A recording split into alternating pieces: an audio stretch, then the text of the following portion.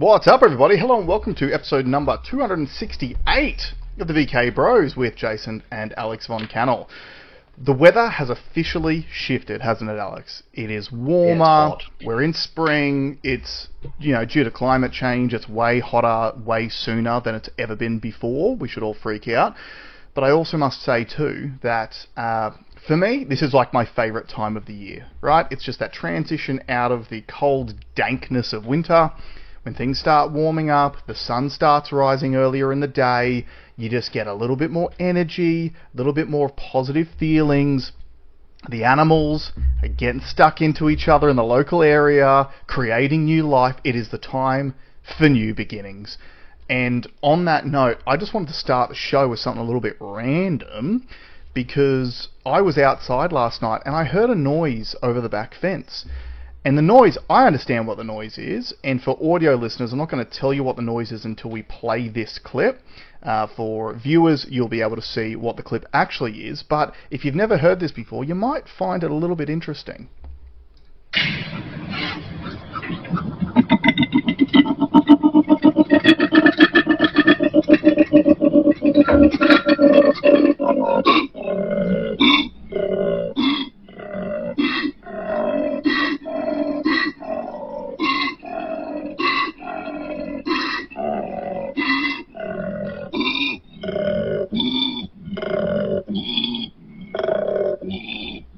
Alright, that'll do. So that, everyone, is the sound of me finishing at the gym this morning in the heat.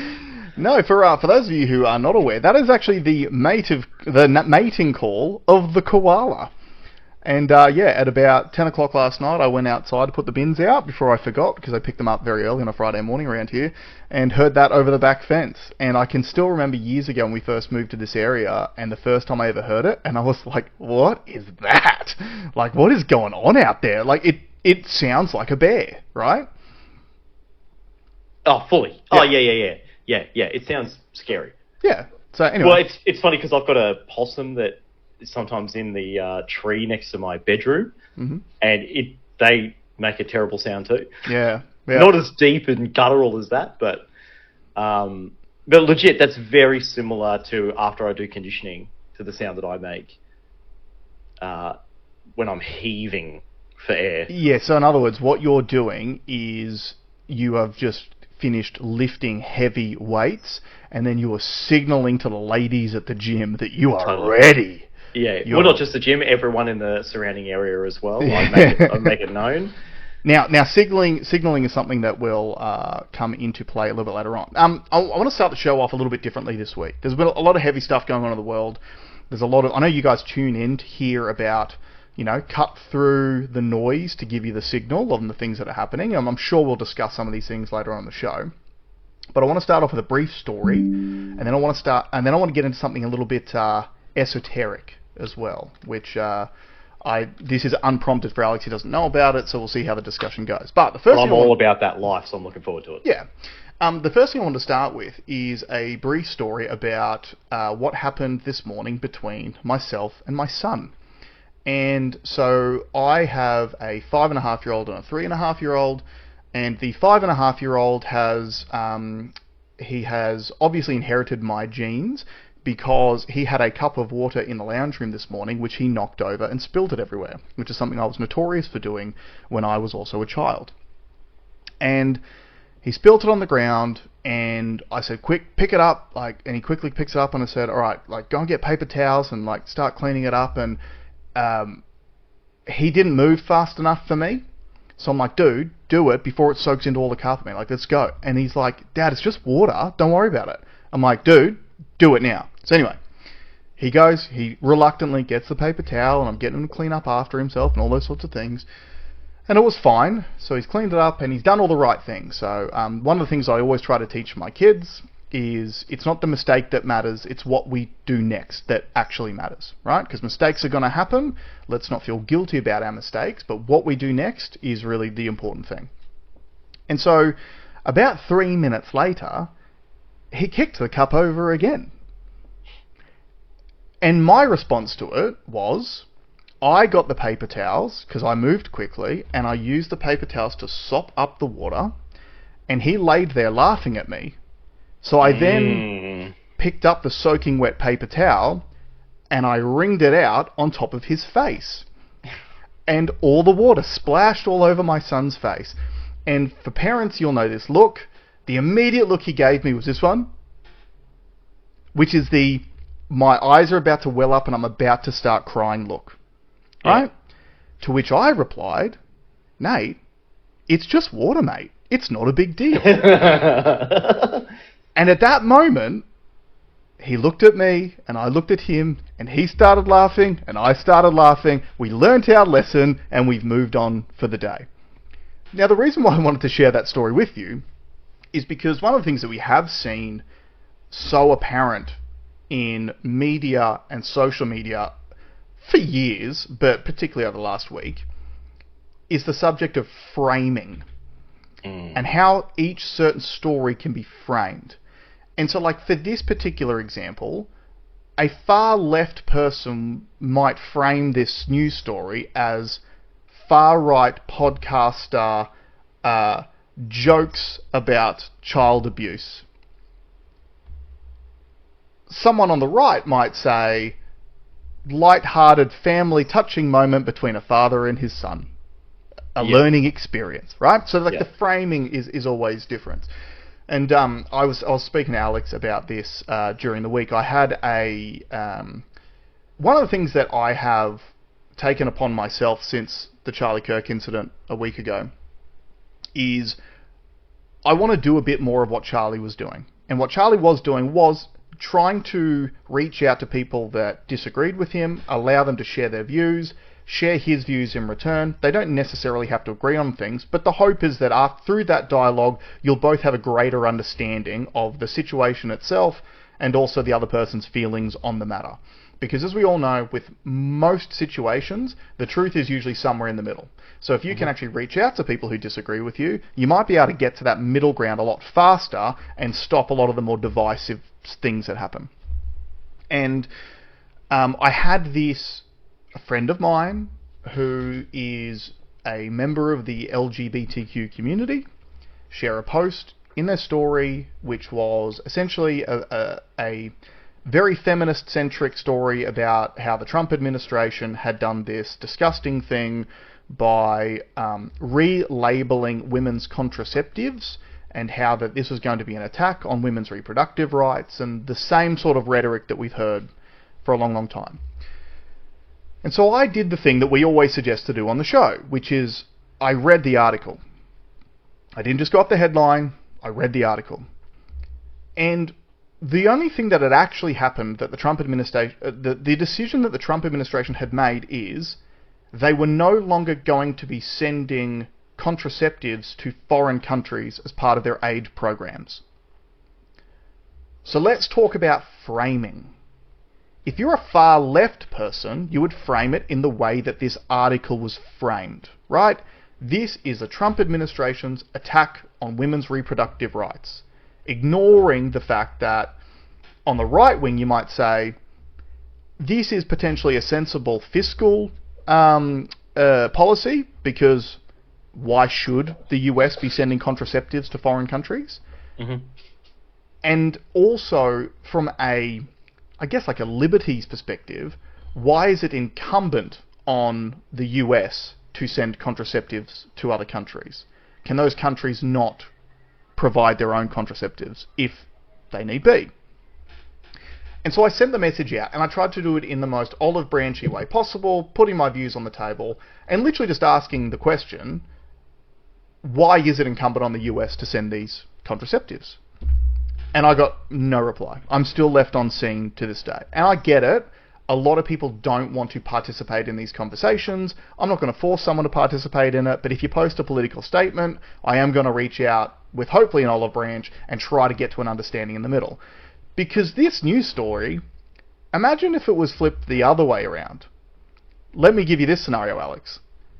Trump administration ramps up medical contraception program being sent to third world nations. Yeah.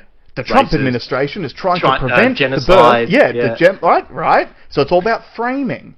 And so this brings me to the more esoteric point that I wanted to have a discussion with you, Alex, about on this show. And I think it's something that's important to talk about because I do believe it's something that is lost in all of the noise that we get in our society all the time. And it is this. As human beings, our brains are one of the most amazing tools on the planet. Like, we talk about AI all the time, and like even how good AI is now, it cannot do the things that your brain can do, not even close, with a fraction of the processing power that your brain has. But our brain is a very efficient machine. And because of those efficiencies, what our brain tends to do is it uses shortcuts all day, every day, to allow processing power for other things. So let me give you an example. We've all had those moments where we've driven our normal route to work, and it's basically like you wake up at work and you just go, shit, was every single one of those traffic lights green that I drove through? Yeah. Because you don't consciously remember the drive. Because your brain is literally going, I've done this a million times. I don't need to apply my conscious processing power to this event, because we've done it a million times. I'm using the shortcuts that I've built into my brain to use as little bandwidth as possible to do this task that I do every single day. And the way that the brain does that is by interpreting signals. I think that the majority of society has forgotten that we as human beings live in a world where we are constantly both sending and receiving signals. And your brain interprets those signals. So let me give you some base level examples. In nature, red means danger, keep away. Right? If you see a redback spider, that red stripe is a warning to other animals. I'm venomous, I'm dangerous, stay away from me. If you see green or blue in nature, like we as humans, we get like a calming feeling. So when you look at like marketing tools, if you're trying to put forth a calm or even relaxing feeling to your marketing, you'll use colors such as greens and blues, because we associate with those things such as nature, the ocean, things that bring us life and make us feel peace and calm. Politicians do it with their ties. Absolutely. Yeah. But even taking a step back from that as well, politicians do it with wearing a suit. So wearing a suit is a signal. Yep. And again, that signal that people who wear suits, what they're actually doing is they are sending a signal to your brain to bypass your conscious reasoning and to tap into that shortcut signal that our brains do, where we immediately go, man in a suit or woman in a suit, she is an impressive corporate person, I should listen to what she has to say. Yeah. We do the same thing when on the news they bring on someone wearing a lab coat and a stethoscope to have a conversation about a medicine that's just been released. Guess what? They're not in the operating theatre, but they're still wearing the lab coat and the stethoscope to have a conversation with Koshi and the cash cow about this medicine that you should probably try, because they're tapping into that unconscious, biological, shortcut pathway that we all have embedded in our brains. And it goes so much further than this. So like even getting up to like a higher level than that. Ladies. The reason why men are attracted to a lot of ladies who have some larger features, let's say, is because there is a signal that's being put out that that lady could not only bear children, but nourish children. So there's certain attributes that when inflated artificially, they still send that signal to men in the area. Yeah. Wearing blush, like making your cheeks red, making your lips red with lipstick, that is actually a signal that, so with women, when women are ready to mate, just like our koala friend at the beginning of the show, your cheeks flush with blood and your lips get bigger. So doing those things to yourself is a signal that you're putting out that will be received in that way. And this is what I'm saying about how, as a society, I think that we get so many signals all day, every day, our thinking about what those signals actually are is being kind of hijacked in that the signal that we sometimes think we're sending is not actually sending the signal that we think. Does that make sense? Yeah, I know what you mean. Yep. So, like, let me give you another example from the male perspective. A lot of men think that if they get lots of money and buy things which indicate how much money they have, that they are more attractive because the women are attracted to the money. It's not really that. The money is a signal of competence and intelligence. It's the same reason why women often find themselves attracted to men who are funny. Because humour, even though most women don't really have a good sense of humour, let's be honest, and for the ladies who are listening, 50% of you who just got upset at me for saying that, thanks for proving my point, and for the 25% of those ladies who are now laughing, there you go. Humour is a signal of intelligence, and emotional intelligence in particular. Because if I can make you laugh, it means I must know enough about you to be able to tap into that thing which gets that response out of you, so therefore you must be an intelligent person. So, people need to start thinking a little bit more about how they are signaling from themselves, sometimes subconsciously, and think a lot more about the signals that they are receiving. So, like, we talk often about not just taking things at face value. And the perfect example of that is, like, I was having a conversation with a friend of mine literally this morning, and he's a critical thinker too.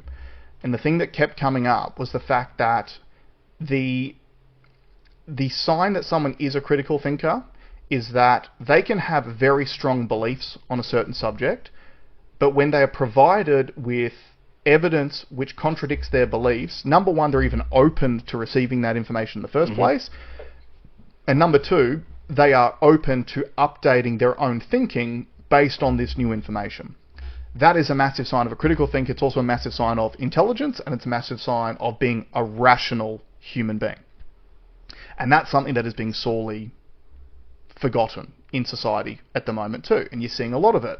And like we'll discuss later on the show, how unfortunately the Charlie Kirk situation has exposed a lot of hypocrisy on both sides of the political aisle. So like on the left, we've seen the exposure of, you know, the political persuasion that claims to be the most tolerant and loving and empathetic. A lot of their representatives, and again, caveats, none of these people speak for everyone. We totally understand that. But a lot of the people who represent themselves and signal that they are a leftist person are celebrating, or at the very least are giving comfort to people who think that because he said some things that they didn't like, that they've taken out of context, that his death was ultimately okay to be indifferent about. That's probably the smallest element of it. And on the right, we've seen this complete flip, because for the last 4 years, pre-Trump taking over in the US, all the right has talked about is cancel culture and censorship, and we need freedom of speech, and etc, etc, etc. And then I've seen all of these figures on the right who are now celebrating that guys like Jimmy Kimmel's just been kicked off TV because of comments that he made about the Charlie Kirk situation. And these same people 2 years ago were saying the price of freedom of speech is free speech, and sometimes you hear some things that you don't like, and then they heard some things that they didn't like, but they have the power at the moment, and now they're celebrating people being kicked off. So I guess what I'm trying to open up to and talk about here a little bit is there is no benefit to any of us to signal our absolute steadfastness in any particular realm or political persuasion or anything, because you end up just painting yourself into a corner. And the problem that we get as human beings, because we are emotional beings, like we can pretend we're rational as much as we want, but as soon as you apply pressure to us, generally your fight or flight mode kicks in. That's another unconscious defense mechanism which gets abused every single day. So like when it comes to selling a narrative, in COVID, existential threat, you must do these things or you'll die.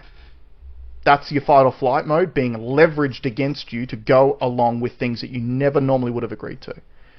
With climate change, we see it again. Our government is saying it is an existential threat. We need to do these things, otherwise we're all going to die. To get you to buy into it and to go along with it. But then you're also provided with absolutely contradicting evidence which suggests, it signals to us and critical thinkers like us that the climate change agenda is not actually about CO2 emissions or climate change. It's about something else. And the something else is up for debate. It can be about money, because they are literally creating this brand new industry overnight with renewable energies. And if we can scare the shit out of the populace, we can essentially funnel taxpayer dollars into our friends' businesses who have just started based purely on these government subsidies to profiteer out of it. That might be one element. Another element might be something we've discussed on the show before, which I believe we experienced a lot of during COVID, which was unearned social clout. So like if you were someone who has no power in your life, who works for someone else in a job they hate, doesn't have a partner, doesn't have any friends, no one respects them, during COVID, you could put your mask on, you could put your display picture up saying, I got vaccinated, and you would get this unearned social clout and immediate acceptance into a group, and you got that belonging that you long for. But it's not real, because you had to do these things just to enter this group, right? I don't actually know what my point is. I know what it is. I know what it is. So tell me what you think. I'm 20 minutes in, bro. I actually was talking a bit to the owner of the gym this morning. We were walking back from a coffee after, and someone was talking about their obsession with NRL. Mm-hmm. And when we walked out, we're like, I don't get it. Right? I don't get the die-hard, steadfast, this is my team. In many ways, this is who represents me as a person. And in Brisbane, it's huge. I mean, you're in chat groups that all talk about NRL. Mm-hmm. I'm a Formula One fan. I watch Formula One. I enjoy Formula One, but I don't have a team. I don't have a driver. Mm-hmm. I like watching the spectacle, and I enjoy the race for what it is. The technology race, pushing man to the limit. Yep. Pushing machinery to the limit. But the teams thing is something that it kind of falls into what you're saying, in where people are looking for groups to associate with. Yep. And here, let's put two opposing forces, paint them in different colours, mm-hmm. throw them in a coliseum, and have them bash their heads against each other. And then we can pick one of those ones, and we can cheer for them, we can boo for the other. Yeah, because it is the natural human instinct towards tribalism. Yeah. Mm-hmm. And I think the tribalism part is, like, I mean, if you asked a Broncos supporter, why you're a Broncos supporter, it's probably because, like, oh, I watched them when I was a kid. Yep. Or I grew up in Brisbane. Or my dad was a Broncos supporter. Okay. It's not a great excuse to back a team, is it? It's just an excuse. Yeah. It's just, and the levels of energy that are put into those things are disproportionate to the benefit received from it. Absolutely. Okay? Mm-hmm. So I think inbuilt into humanity is belonging, or is the thirst for belonging. Yep. I think that society has commoditized that process through sports, through politics, yep.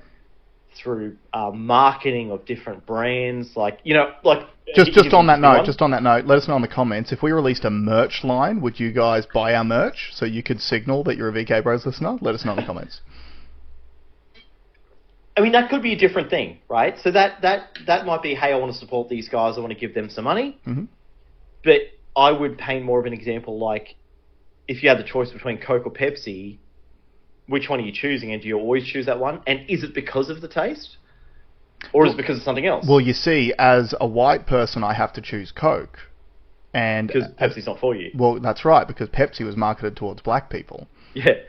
But what I think the better question is the thing that we've spoken about here on this show a lot, which is, have you thought about your ideas that hard? And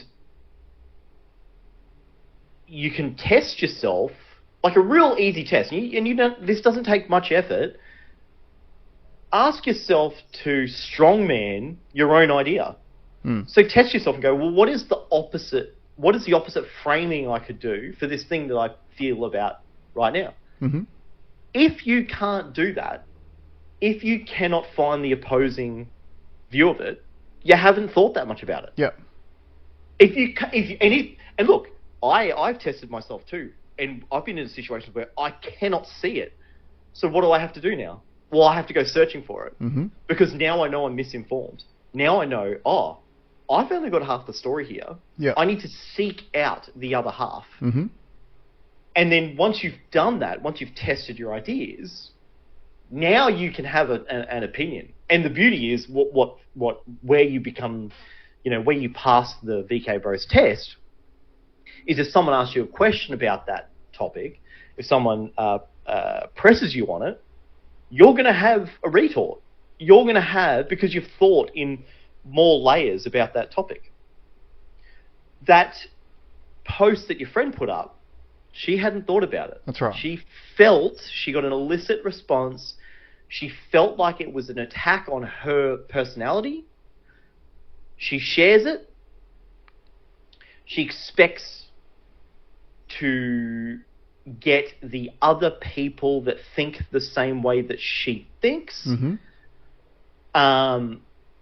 to feel the same way and give her the support. And then which I would say she probably would have received as well. And then once you have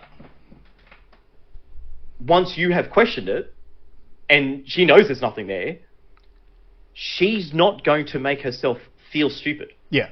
People's natural reaction is to defend. And if you don't know how to defend yourself, you just withdraw.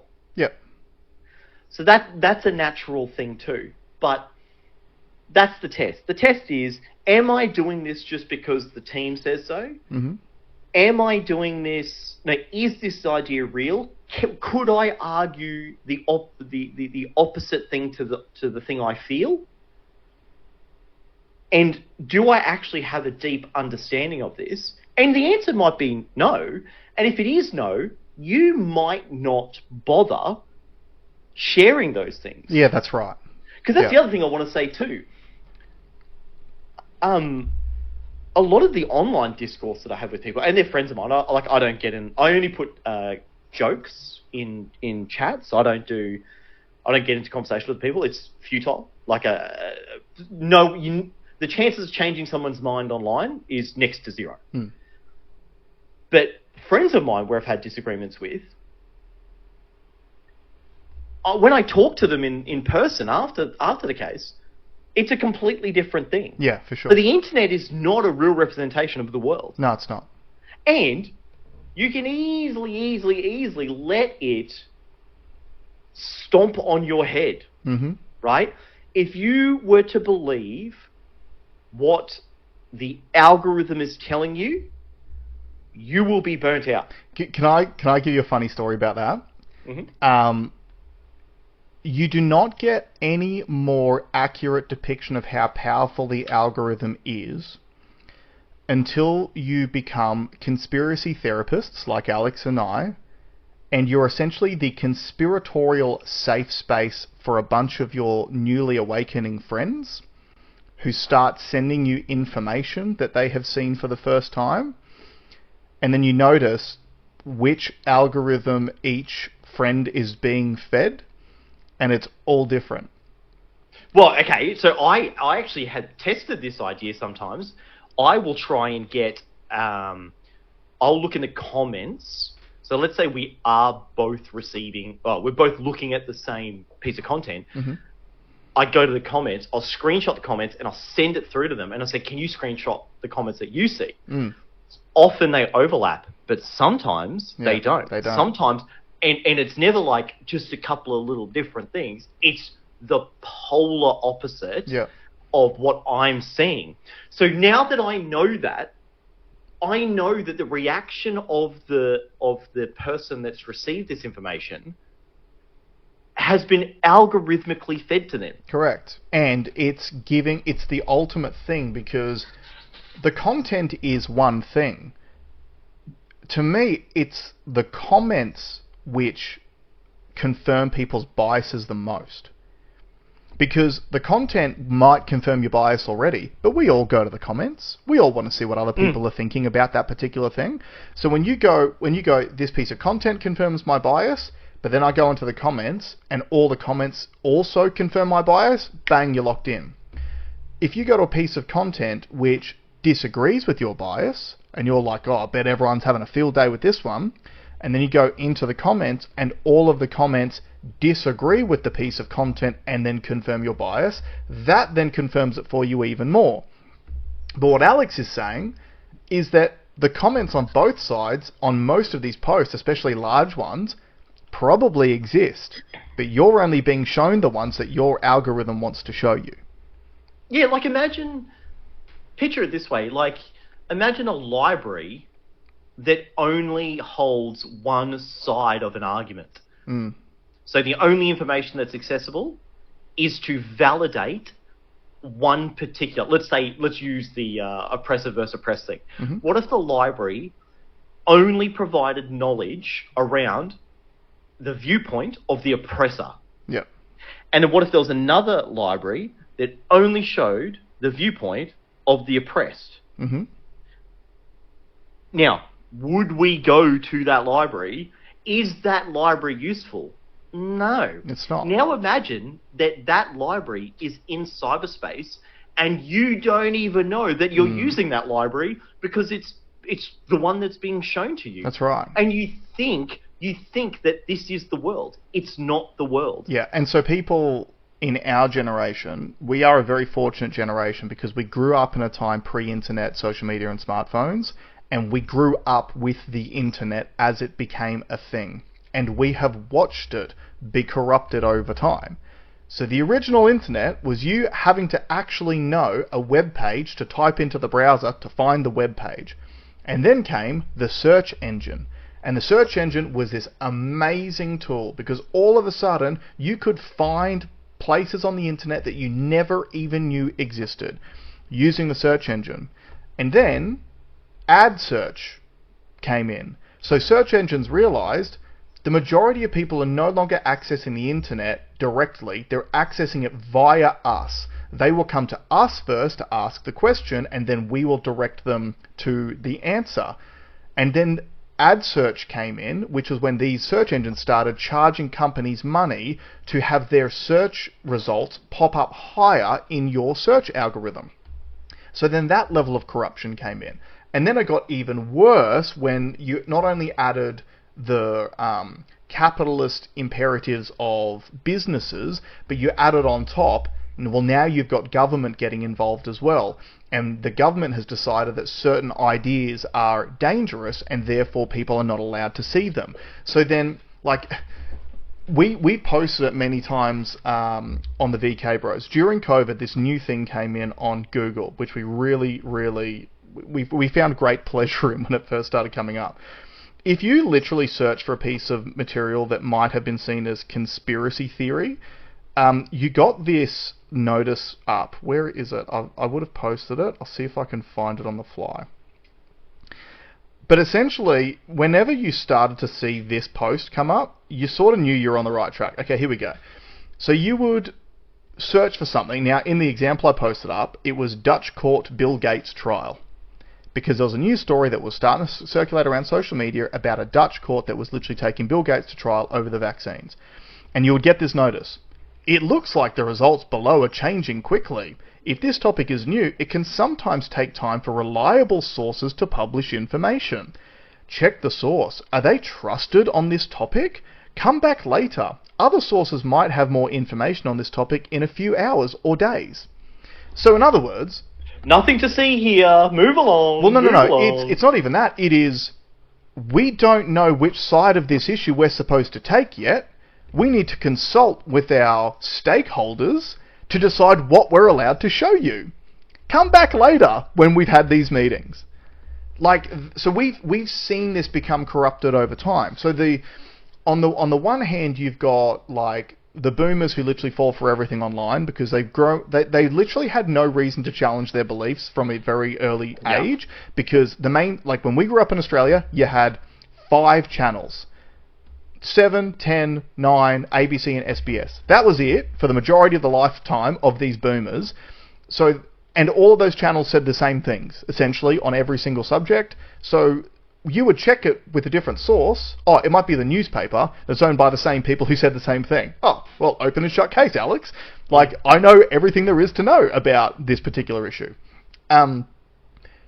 So they're the ones who fall for everything on the internet. It's the reason why boomers are the ones who get scammed the most from email scams, because they get an email from something that looks like it's an official source, like the ATO, for example, and then they just click links that they're not supposed to and they get catfished. The concern I do have for young people is, and we've discussed this on the show before, is our generation was the one that you would try to do a math test at school, and they were like, you can't take a calculator in the test, you need to know how to do these problems freehand, because you're not going to have a calculator in your pocket all the time, are you? Yeah. And then obviously we grew up into a time when everyone's literally got a calculator in their pocket. But the point of that remains the same, because if you don't have a basic understanding of math, and you do an input error on your calculator, you're just going to believe what the calculator says to you. You're not even going to realize you made a mistake. And to me, AI is this on steroids. Because the thing that the thing that not enough people consider is the fact that AI has been trained on the content of the internet.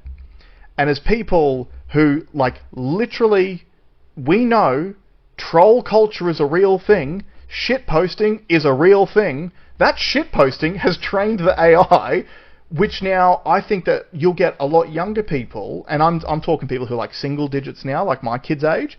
By the time they're old enough, AI will just be the thing that everyone does all the time, and it's going to be that next iteration and that next level control of what search turned into. Yeah, look, I actually think AI does it better than Google search, but you do need another layer of trust. Yep. Now you can see that it will pull the primary sources, so you could prompt it in a way to make sure that you get a more accurate result. Mm-hmm.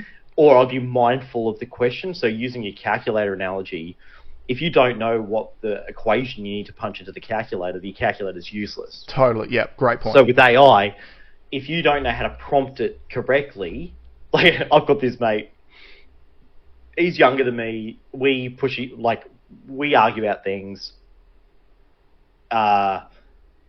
He is the worst, what's the term called, where you look for your own bias in search? You don't need to find the word. We know what you're saying. He wants to have his biases confirmed for him. So if he asks ChatGPT the question that we've just been discussing, he will say, how in this particular case can you prove me right? Yeah. As opposed to, what are the facts of this situation? Yep. Right? So there's lots of different stuff there. I think the future will be, and what I would actually like people to be more, if you're leaning on one AI, it's probably not a good idea. Yep. And just to paint a bit of a picture, so on my home screen, I have, I don't know if you can see, yeah, you can see there, I've just opened a little tab there. Yep. I've got 6 AIs in a group in my AI thing, and I will test them against each other. And they'll often give you different answers. Yeah. Yeah. Yeah. So but again, that's another layer of you can't just assume that the object in front of you is objectively true. Yeah, and one of the concerns that I do have about what I'm talking about how people are going to be controlled by AI from their own stupidity and lack of willingness to do their own research is, do you spend much time on X? A little bit. Okay, this is what I see on X every single day. Post about world event. First comment, @Grok. Is this true? It's every day on almost every post. @Grok. Is this true? Like, and look, Grok does a really good job of like scanning various news articles and trying to be balanced and whatever. But the fact is, it's bullshit in, bullshit out. If the articles that it's scanning are bullshit because they're written to push an agenda, that's what it's going to spit out. Yeah, so I reckon there will be a product. There's one that I'm supposed to play with. I just haven't had the time to do it yet. Where essentially the safety guardrails have been removed, and a lot of people say, "Oh, now you can learn how to make a bomb." Like, okay, yeah. Is there going to be more harm done from people making bombs using AI, or being told a particular narrative? Like, what's going to be more damaging? And like I keep saying, the example I keep using, you go find a time in human history where obfuscating the truth was a good thing. Mm-hmm. So well, on that note, if you're going to compare making bombs to chopping dongs due to narrative, how many bomb crimes, non-hoaxes, non-Jewish ban hoax, bomb crimes have you heard about? And like, they've been talking about people learning how to make bombs on the internet for 20 years, 25 years even. The Unabomber did not believe, he hated technology. Yeah. He made bombs, the bombs went off. Yeah. So yeah, we have chopped more dongs than made bombs in the last 20 years, thanks to the internet. Now, would you wear that on a t-shirt? Yeah, with the VK Bros on the back. Yeah. More bombs, don't chop the dongs. Yeah. That's... And like, looking at all the Charlie Kirk stuff, looking at Jason mentioned last week that we didn't want to just be the first people to talk about it, because it does take time to be considerate. Mm-hmm. And I don't mean considerate as in like being nice to the victims. I mean considerate as like to consider fully the ramifications of what is said after these events. Yeah. And asking the questions that no one else is asking, like what's the motives of this person? Why is this so easy? Why is there a new text chain that came out that uses language that only a Fed would use? Yeah, or a boomer. Yeah, right? And we try to do that with everything. Correct. We try to add that layer of security, essentially, for our thinking. Now, I can tell you, I was driving the other day and looking at an Instagram story at the same time. Shit, it's always good. Feels illegal. And I got something that absolutely triggered me. It was a story, and it was something a friend had put up that I thought was mocking Charlie Kirk's death. Yeah. And I sent it to someone else, and I went, "Oh, this is like a wild take." And then I went, "Actually, I'm not sure that that's what they meant by it." And I watched it again, and I went, "Oh, I think I've just had like a visceral reaction to this thing." And I've texted back and like, "Actually, just forget that. I think I misinterpreted it. I think it's saying the opposite of what I thought." But I actually went and like addressed it. Yeah. Most people don't. Most people it's just like instant thought, publish. And then, if you receive criticism, defend. Yeah. So there was actually a really good example of this, and I posted it to the VK Bros story yesterday. And I literally put the caveat in front of it saying, I'm not posting this to stoke the divide between left and right. I'm posting it as a lesson in gaslighting. And it was essentially, so post the Charlie Kirk thing, there is a female Australian political commentator named Hannah Ferguson who put out, and it wasn't even a video, it was an article about it. And essentially, she was, and I don't want to quote her out of context, you can go read it yourself, but was essentially trying to say that, is she happy that Charlie Kirk is no longer around to keep spewing his hateful rhetoric? Yes. Is political violence sometimes necessary? Yes, etc., etc. A lot of very insensitive things at such a period of time. Now, the video I posted was this other content creator who is more of a right-wing creator who pointed out the irony of the fact that... she got heaps of criticism for it, I should say. So she put the article out, the right-wing went wild, massive criticism for her for the things that she was saying. And then she put out a post, or a video, of her essentially, again, the defending thing like we just said. I'm being taken out of context, I didn't say these things, etc., etc. And then there was another creator that made the video that I posted, which was him pointing out the irony of the fact that her defense video claims that she was being taken out of context, even though her thing was a written piece, so tell us exactly where you've been taken out of context. Meanwhile, in the written piece, she was taking Charlie Kirk's comments out of context to paint him as a bad guy, which is what we've seen a lot of over the last week or so. And look, and it's not just about Charlie Kirk. That's doublespeak. This happens on everything. That's doublespeak. That's George Orwell. It's absolutely. doublespeak. The book 1984, it says, say two contradictory things. Yep. And neither of them can be deemed as right or wrong. It's Look, Trump used it to great effect in his, coming up. He basically pandered to both sides. Totally. I'll say this to them, I'll say this to them. He knows the internet, he knows people are going to clip it, chop it, change it. Yep. But at least he's got both out there, and you guys go and fight amongst yourselves. Absolutely. And I don't really want to comment on that, because the reality is, you're right, both sides of politics do this. But this is the point that I want to make about this.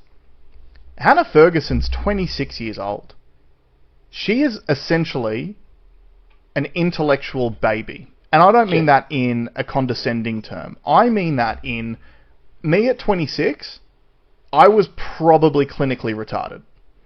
Oh, I can prove... So I only apologised to a friend of mine, in the last 12 months. He's 50. Mm-hmm.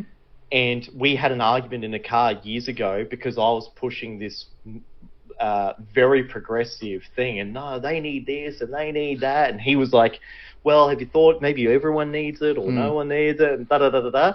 And I remember that conversation. I remember how heated it got, and I remember how I felt about it. I felt angry. I'm like, this guy's delusional. And I was wrong. Yeah. I've grown to realise, and I brought it up. I'm like, hey, I need to apologise.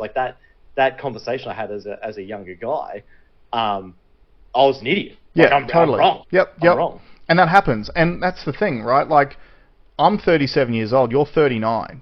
We've been doing the show for 5 years. If we had the VK Bros when I was 26 years old, I would have said some really dumb shit. Yeah. So I'm just fortunate that the time that I've come in to do something as public as this, I am a little bit older, I'm a little bit wiser, I'm a lot calmer, I'm not as just testosterone charged, young, brash youth that most men are when they're at a younger age. And the thing is, if you actually care about society and making things better and whatever, public lynchings are not helpful at all. Yeah, totally. Right? And so that's why I literally put that caveat up about posting that reel, because I'm like, to me it's important to show to people who maybe follow her that maybe her way of thinking is not as well-rounded as you think it is, and so potentially you should view her content through a slightly skeptical lens. That's the message that I'm trying to send. Same as you should view our content through a skeptical lens, because we don't know everything about everything either. But also, what I want to say to someone like a Hannah Ferguson, you're 26 years old, you're probably involved in a bit of an online shitstorm right now. This will not define you as a person. You have an opportunity here to be a little bit introspective and go, like what Alex was saying before, challenge your own beliefs. straw man your ideas, steel man your ideas, see where the holes are in your viewpoint, and you'll come back from this in a year or 2 or 3 or 4 as a much more well-rounded, far wiser person. But we have to allow her to actually make that transition as well. Because going and attacking her right now doesn't really promote that.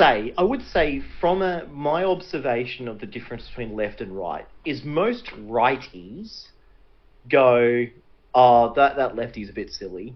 Yeah. Right? But the lefties seem to go, that right person is evil. Yeah, I and agree. they should be stopped, and they need to shut up, and they're terrible, hateful people. Yeah.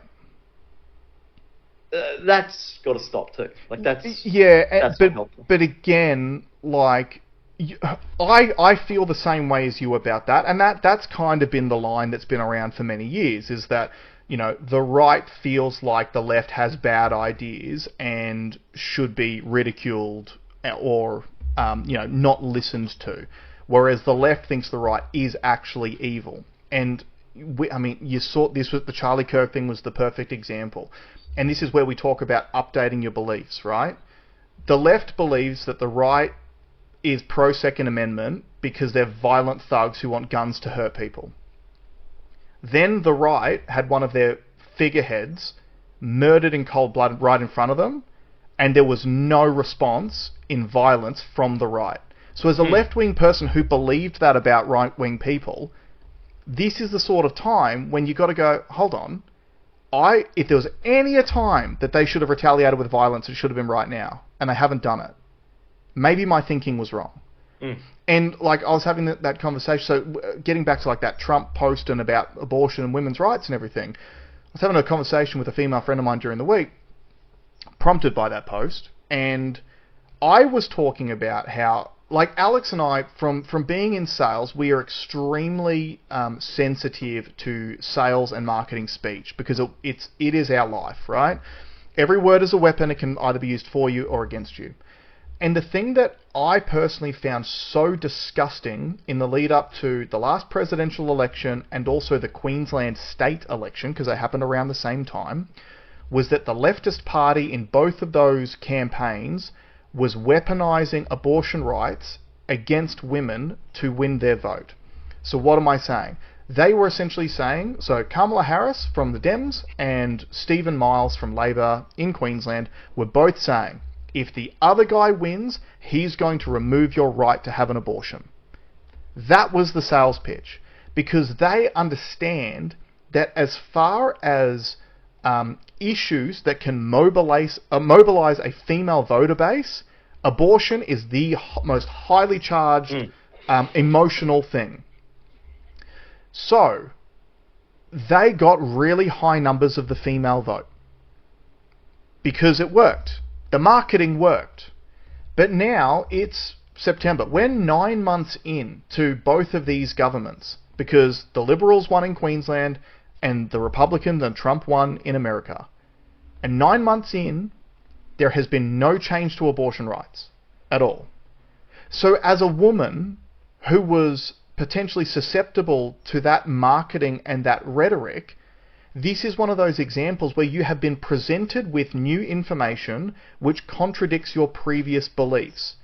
So it's up to you to update your beliefs accordingly. Yeah. It's like my climate change one. Yeah. Just look outside. Yeah. Right? And think back to when you were a kid. Think to now. Go and actually have a look, and it's fine, right? I want to go back to the teens thing. One of the I've had some stoushes with people before where mostly young lefties, pre-socialists, like they love socialism, they're falling into that trap. Yeah. Who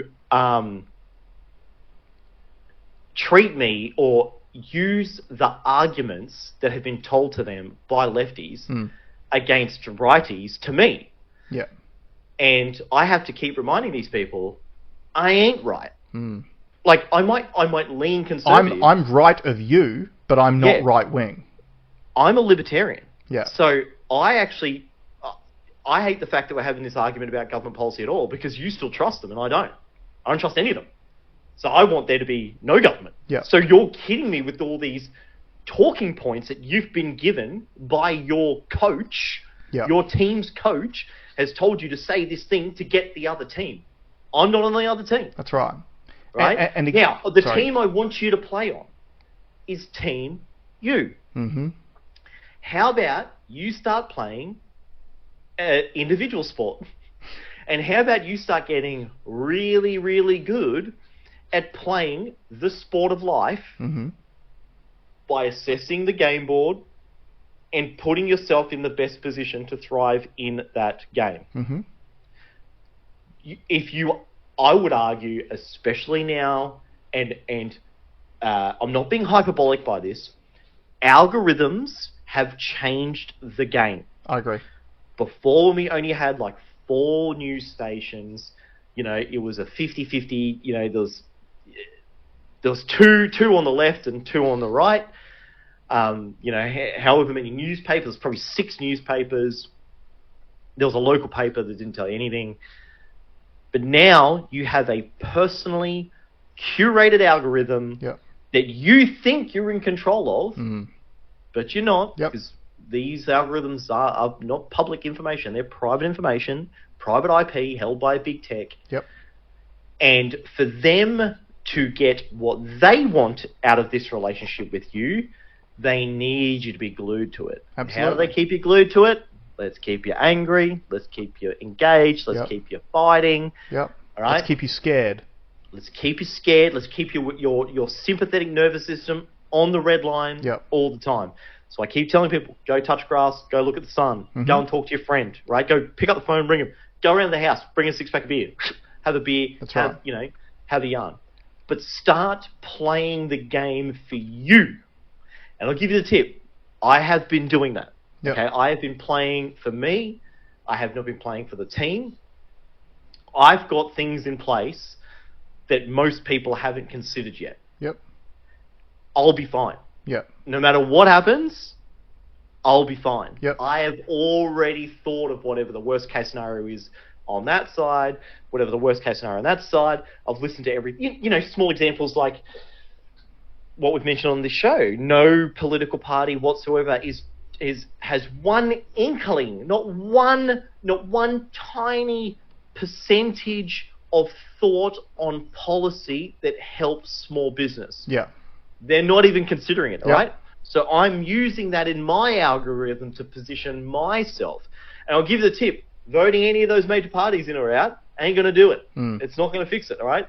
And then beyond realizing that they're not helping me, I've tried to figure out why they're not helping me. And I'm like, they can't, because if they did, they have to admit that the whole jig is a scam. Yeah. And they can't afford to do that. Otherwise, we might be the next Nepal or the next Serbia, where we go and tip the whole government out. Yep. Now, a part of me wants that to happen. Yep. I would love to see that happen. I don't think we're close to it yet. Australia's not anywhere near as bad as what some of these other countries are. That's right. Yet. We're definitely walking down that path. So I've put steps in place to make sure that if that goes down, or if it doesn't go down, I'll be fine. Yeah. If you're waiting for a politician, for a company, for a celebrity to come in and solve your problems, you will be sorely, sorely, sorely disappointed. Yeah, I completely agree with everything that you just said there, but it also highlights to me what is so insidious about leftist politics, at least how they're playing out in our country and around the world at the moment. And it is this. The way that you just described that, if you have that conversation with a left-leaning person in Australia these days, they will see you as selfish, just for looking after yourself. So we especially... But on that, me being selfish and talking to a lefty about what I'm doing, they're not even seeing I'm saving them. You're trying to help them. That's right. Yeah. If you did less what you're doing and more what I'm doing, you'll be golden. Correct. And so here's the thing that, again, we need to talk about, right? And this is some of those contradicting pieces of information that they keep sending out to us, but the signal is being completely missed by the supporter base. So with our Labour leftist government at the moment, they just had this big to-do over the last week about climate change, right? This new doomsday climate report just dropped, saying if we don't do all these climate change things, we're all going to die. Yeah. That report dropped, independent, quote-unquote, report dropped the day before the government was due to make their announcement on our climate policy and our emissions reductions targets by 2035.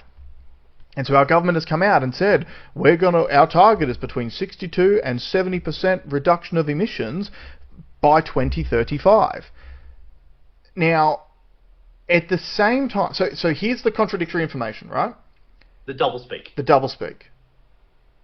Our government is telling you, as a young person in particular, that if we don't take drastic action to decarbonize our economy, the world will catch on fire and we will all die.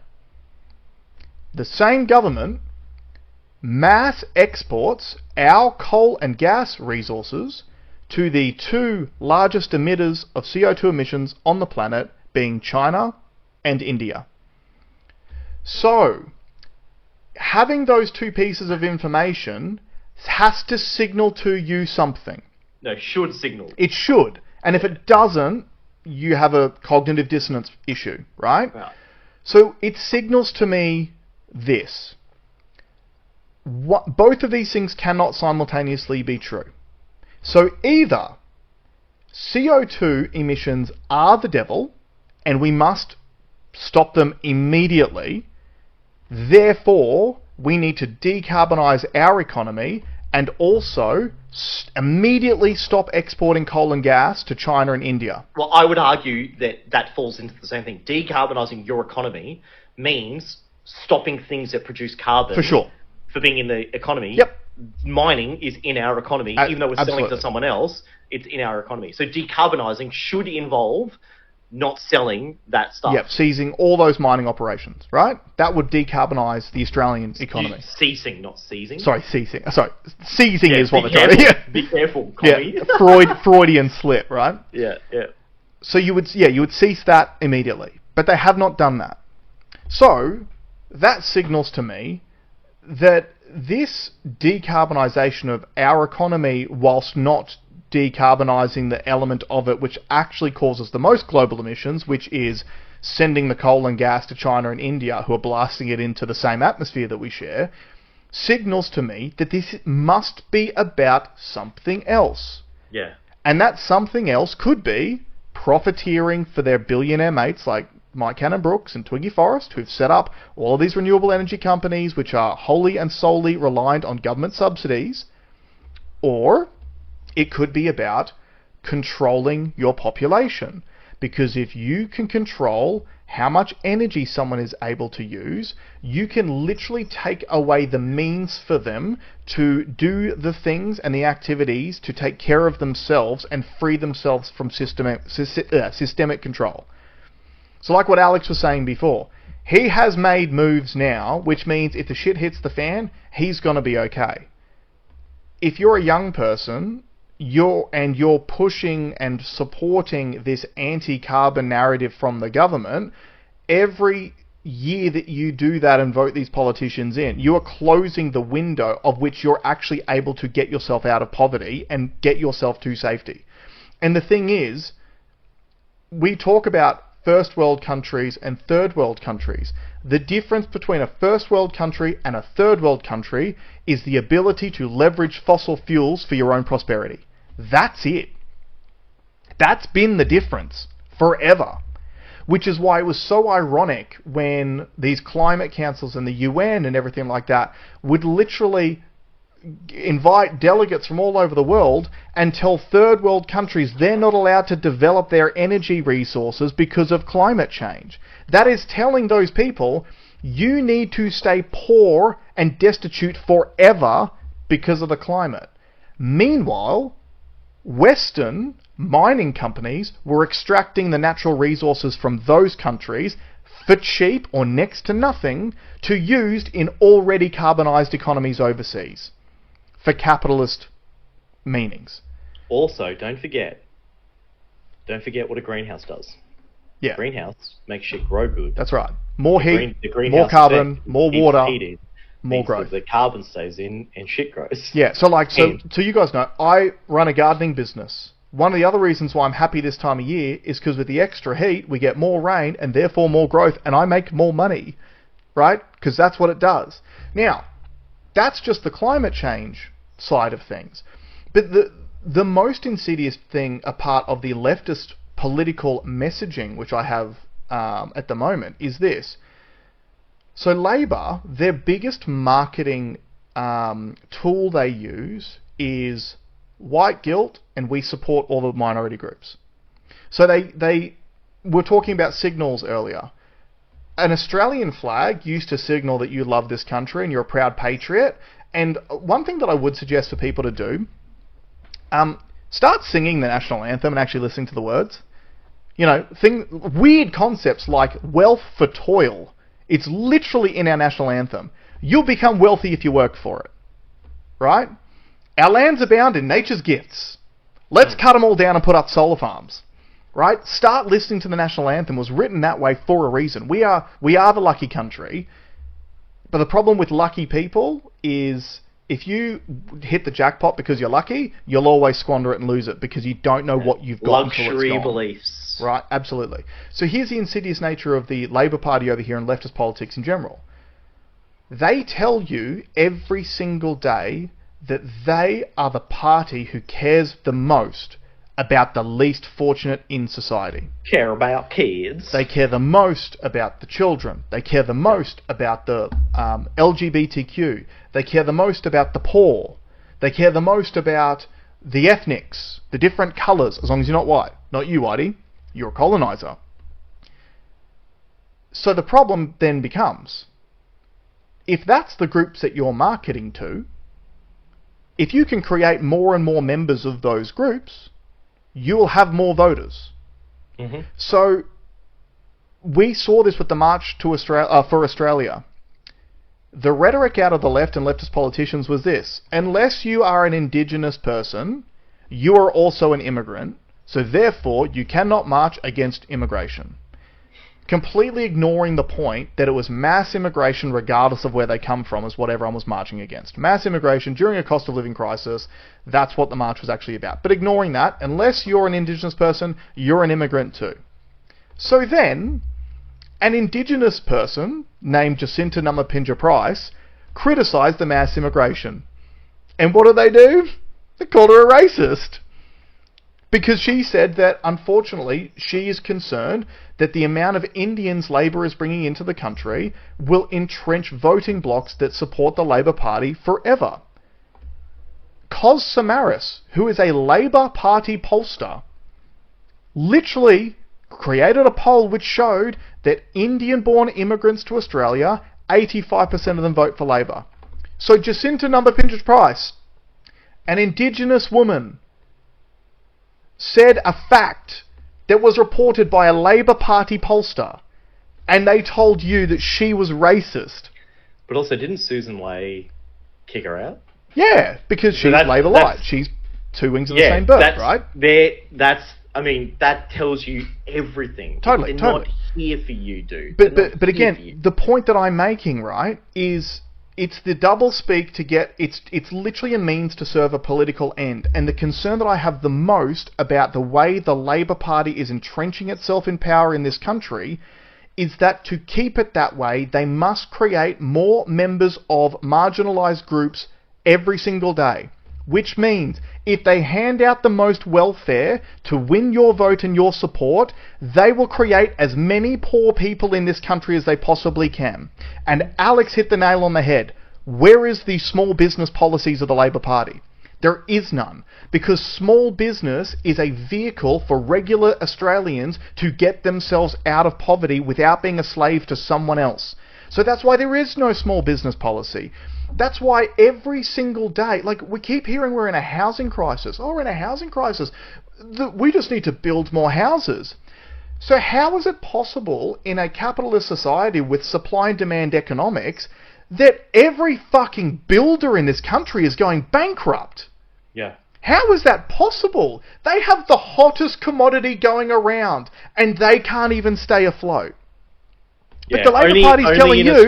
Only in Australia could builders in a housing crisis go bust, and a casino go bust. Yeah, exactly. And the Labor Party is telling you, well, the only reason why we don't have any houses is because we don't have anyone here to build them. It's this doublespeak, which, again, it is signalling, right? Let's talk about the signalling. Because we are so well versed in it, that signals to me they want as many marginalised groups in this country as possible because they will be loyal to the Labor Party and entrench them in power forever. That is why the most far left state in the country, which is Victoria, the government just changed the laws where in the school curriculum they will be teaching your 5-year-old children that sometimes the genitals you're born with don't actually match up with who you really are. Because if you create more trans people, when they become of voting age, well, what are your choices? Either the Labor Party who supports you or the evil right-wingers who actually thought that you were perfect the way that you were born. They get more voters. So it's not just a single issue, but the whole goal is creating as many marginalised groups as possible and pretending they care about you for their own political power. Here's a question. And I don't know if it's possible to answer, but if white Australians became the minority, would Labor care? No. I think I've said this on the show before. The only way that Labor will care about mass immigration is in the inevitable down-the-track situation when these immigrants create their own political parties and start voting for themselves, which is what we've seen with Zoran Mamdani in New York.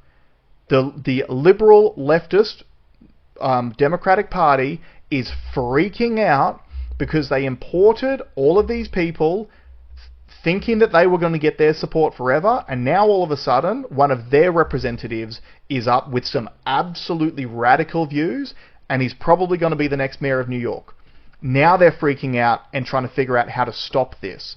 So in this country, until all of these individual ethnic groups start putting up their own political parties, which I'm telling you, they will. It's already happened in the UK. It's already happened in France. It's happened all over the world where they are far more down the line of globalism than we are.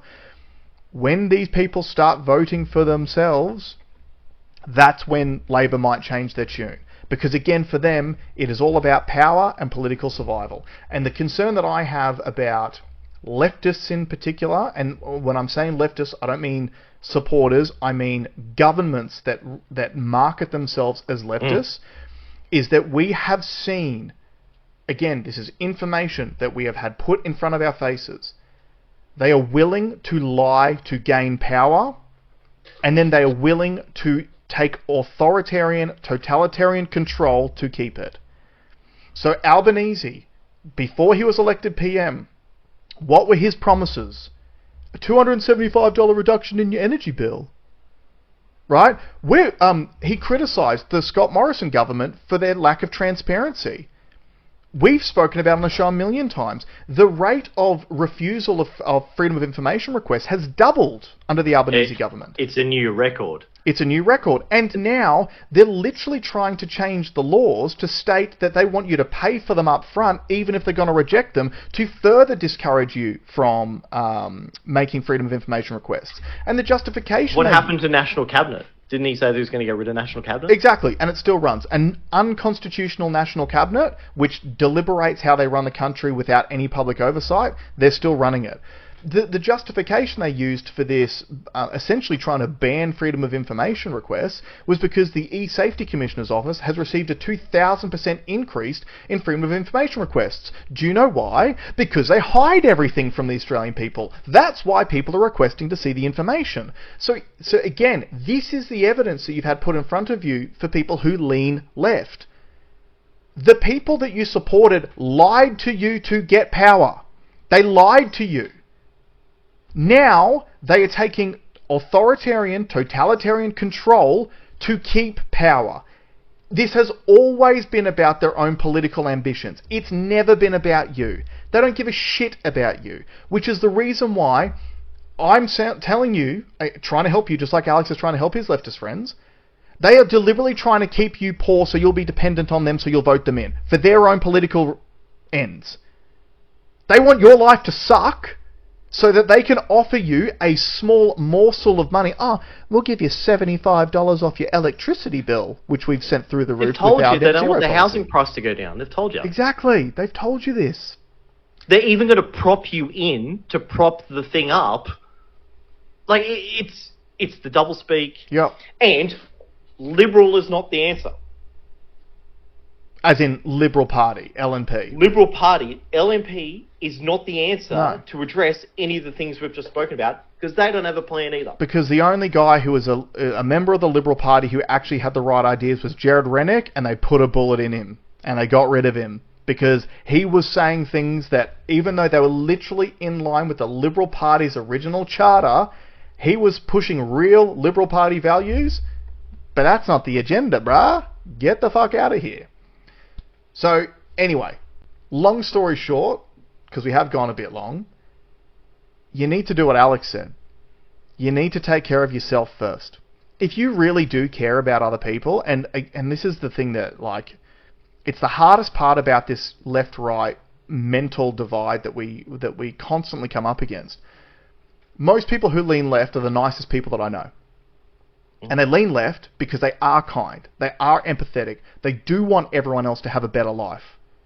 The problem is they don't understand that that nice attitude is being leveraged against you by evil psychopaths for their own benefit and not yours, and not the people that you think they care about. It doesn't benefit any of them. So you need to start looking after yourself, and that means everything. Looking after your health so that you're not a slave to your poor health later in life. Looking after your finances so that when the government rolls out the next fucking pandemic and they put a bullet to your head and they say, hey, take this experimental medication or you'll lose your job, you can actually protect yourself and say no. Like, you have to look after yourself first. And then the next best thing that you can do is look after your immediate family as best that you possibly can. Educate them on these things. Help them out with things like investing. Level up. And guess what? When you do that stuff, that starts permeating out into the community. Because, like, I've got kids, right? So for me, it's really important to me that I raise my kids in a way that they are going to be able to look after themselves and care for themselves and each other when I'm not around anymore. That's my job as a parent. And if I raise my kids with really good values, well, guess what? They become really well-liked kids. They make friends. We've made friends with some of my kids' friends' parents. Through that, we're all having conversations now because we're looking around at the landscape of what is happening with education and how we're treating children in this country, and we're going, we don't agree with any of it. This starts a movement. Yes, I mean, start growing some of your own veggies. Talk to get eggs off your mate that's got chickens. Yep. Order a massive batch of meat directly from a farmer. Correct. And, set up like a little co-op. Like, just have a plan in place so that none of these changes that the government's going to do, which will inevitably be bad, every single decision they've made Correct. has been a bad one, so they don't affect you. And change is coming, whether you like it or not. Totally. And on that note, thanks very much for joining us, guys. We'll see y'all next week. Bye.